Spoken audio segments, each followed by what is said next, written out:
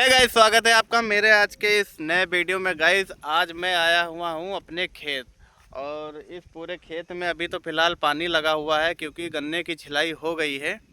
और आप मेरे चारों तरफ देखो, इधर कितना ज़्यादा खेत ही खेत है।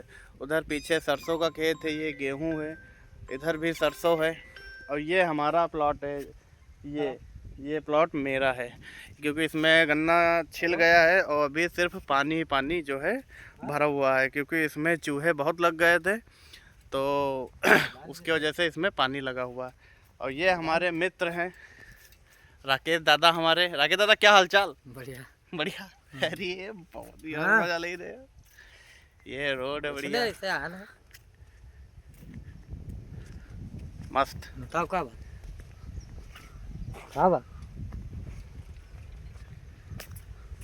कौन काम?